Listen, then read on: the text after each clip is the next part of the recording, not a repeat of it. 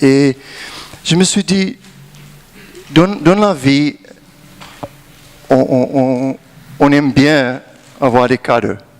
Moi, j'arrivais à Nice et j'ai loué une voiture, petite voiture, parce que les moyennes, on traverse Nice, Rochefort, et on va jusqu'à Paris.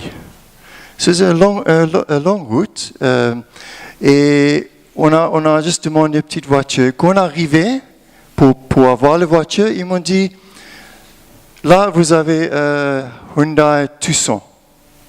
Je dis, mais c'est pas pour moi. Il dit, oui, c'est pour toi. Je dis, ok, merci. Et je ne savais pas qu'est-ce que c'est, mais c'est une voiture avec tout ce que tu veux. C'était incroyable. C'était un cadeau. Et il fallait que j'apprenne à utiliser certaines choses dans ce cadeau qui, pour moi, le Seigneur m'offrait pour ce voyage. Mais pour les utiliser, il fallait risquer un peu parce que je ne savais pas. Et ça me fait penser à le cadeau que nous on a pour rencontrer le Seigneur. Quand c'est la première fois, on sent cette expérience très forte. Et après, à un moment donné, ça devient presque une habitude. Qui peut être dommage, parce que c'est une habitude qu'on fait certaines choses et on les connaît. Mais c'est tout, il y a beaucoup plus. Et j'ai amené un petit cadeau là, emballé. Et quand on recevra le Seigneur dans notre vie, on recevra plein de cadeaux. Pour moi, il y a le cadeau de le salut. Déjà, ça c'est un cadeau. Un cadeau de la parole de Dieu. C'est un cadeau. Le cadeau de l'Esprit Saint. C'est un cadeau. Et moi j'ai le choix. Je reçois Jésus, je dis merci beaucoup Seigneur, merci pour tout. Je fais tout ce qu'il faut faire. Et j'emmène le cadeau. Et je le mets, je le mets ici et j'ai mon cadeau. Et mon cadeau est toujours là. Mais j'ai un autre choix. Je peux dire, merci Seigneur pour ce cadeau. Et je l'ouvre. Wow! Regarde ça. Je jette. Et dedans, j'ai un cadeau extraordinaire. Et ce cadeau, j'ai aussi le choix. J'ai le choix de le mettre ici et très content d'avoir ce cadeau. Et chaque jour, je le vois. Chaque jour, je fais la même chose. Mais jamais je le prends pour utiliser. Jamais je le prends pour regarder qu'est-ce que ce cadeau fait ou ne peut pas faire. Ou je commence et je l'utilise juste une partie de ce cadeau. Et moi, je crois aujourd'hui que le Seigneur veut, dans notre vie, de grandir à son rythme. Et de grandir où lui, il nous prend pas à pas, à sa volonté, là où il veut qu'on soit, pour lui et pour sa gloire. Des fois, on voit quelqu'un, on dit, waouh, j'aimerais être comme lui ou comme elle. Mais en fait, ce n'est pas notre cadeau, ou on n'est pas là encore. Ou des fois, on est dans une situation et on dit, ok, moi, là, vraiment, j'ai tout ce que j'ai besoin et c'est terminé. Non, ce n'est pas terminé. Le Seigneur veut qu'on continue, chacun de nous aider, entre nous. Et je vais juste lire cette parole en Jean, par rapport à le salut. Jean 6, 40, ça dit, oui, telle est la volonté de mon Père, que tous ceux qui tournent le regard vers le Fils et qui croient en lui possèdent la vie éternelle. Et moi, je le ressusciterai au dernier jour. C'est magnifique ça.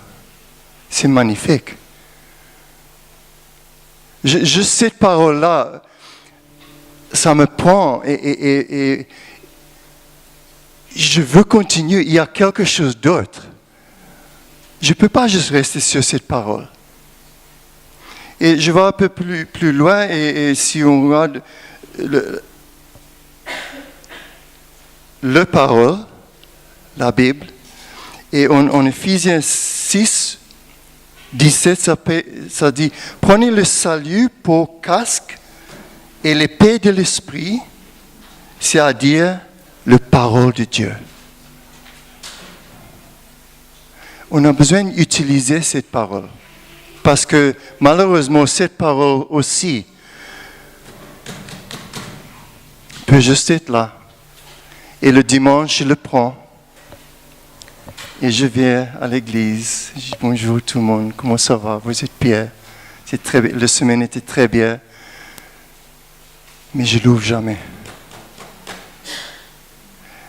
Tu m'as parlé à propos le travail qu'on a un privilège à faire dans les prisons en Afrique du Sud. Et on donne chaque personne une Bible. Et dans leur langue, si c'est possible. Mais on les encourage de lire cette Bible. Et nous, on rentre, c'est normalement un mardi matin, on est là pour 4 heures de temps avec eux. Et on laisse certaines paroles, mais quand nous on quitte, eux, ils ont la parole. Et je dis toujours à ces hommes, le Seigneur va vous parler à travers cette parole. C'est la parole de Dieu, c'est Dieu qui parle. Des fois, on voit la Bible comme un livre. Et moi, j'ai besoin de lire la Bible. En fait, non. Non, c'est la parole de Dieu. Ça nous parle. It's a two-way street. Je ne sais pas comment dire ça. Merci. Ça marche dans les deux sens. Et je trouve ça un cadeau extraordinaire qu'il faut découvrir, il faut partager. Et je vais plus loin et dans le... pardon, voilà.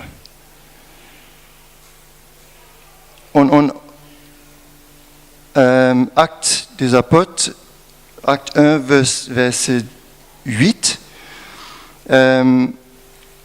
on lit, « Mais le Saint-Esprit descendra vers vous, vous recevoir sa puissance, et vous serez mes témoins à Jérusalem, dans toute la Judée et la Samarie, et jusqu'au bout du monde. »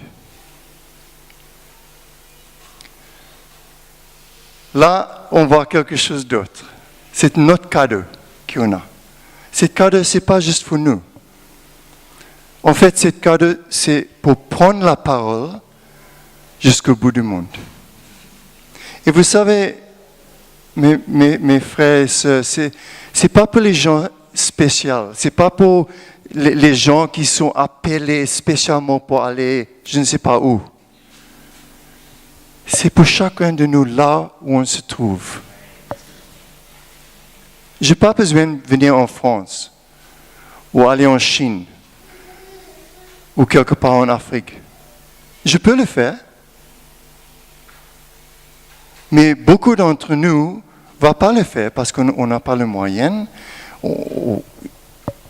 C'est juste pas possible. Mais on se trouve dans un lieu avec d'autres gens autour de nous. Et c'est un privilège d'avoir ce cadeau qu'on peut utiliser pour partager ce que le Seigneur est pour nous. Et des fois, on trouve, mais moi je ne peux pas aller, je ne peux pas parler, Qu'est-ce que je veux dire? Comment je veux partager? Moi, je dis, sois toi-même pour Jésus. Laisse Jésus travailler à travers vous. N'essayez pas toujours, comment je veux dire ça? Qu'est-ce que je veux dire? Parce que ces pensées commencent à tourner dans notre tête. On ferme la bouche parce qu'on ne sait pas quoi faire, pas quoi dire. Mais je vous garantis, si vous êtes dans votre lieu, au travail, dans la famille, là où vous vous trouvez, c'est juste notre manière. Et Jésus, il parle à travers ça. Des fois, il parle plus fort que nous, on croit. Et une autre chose, qu'on veut toujours voir les résultats. Moi, je dis non. Non. Peut-être on ne va jamais voir ces résultats. Peut-être dans notre vie, on ne va pas voir. Nous, on travaille dans les prisons, de temps à autre, on voit quelque chose. Mais on sait. Il faut que tu sois sûr que le Seigneur travaille et il y a les fruits.